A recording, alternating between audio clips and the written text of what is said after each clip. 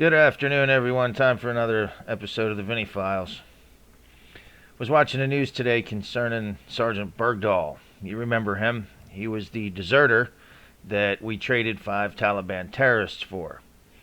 Now you say, wait a minute, that's a pretty harsh decision you've just made there, calling him a deserter. Well, I can tell you for a fact that the people that were in his platoon put those words in my mouth. They're the ones who called him a deserter. But aside from all the assumptions, we're going to have to go with the decision that comes down from the investigation that's going on. Unfortunately, the deadline for that investigation has already passed. We still have no conclusions yet. There's a 2-star general involved and all that. Now, let me clarify. We are talking about one soldier here.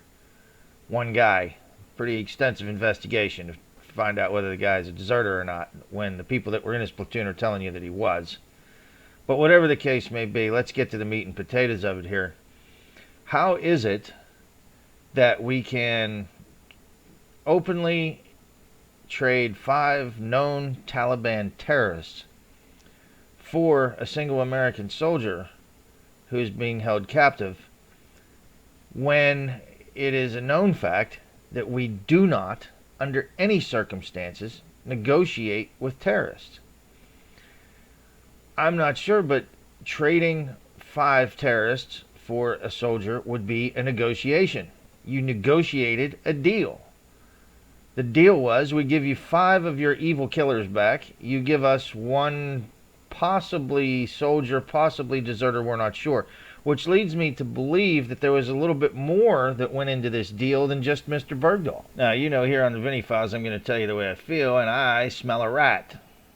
Especially when we have our other soldier, Mr. Tamarisi, who apparently made a wrong turn at the border and is suffering from post-traumatic stress disorder and is being held in a Mexican jail. Okay, we're not at war with Mexico.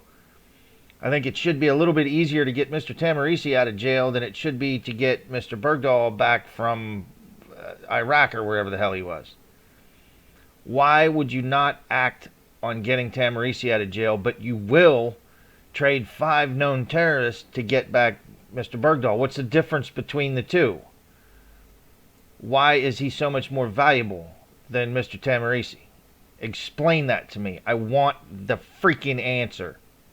Okay, because there's some crazy, unforeseen shit going on here. Fact. That is real.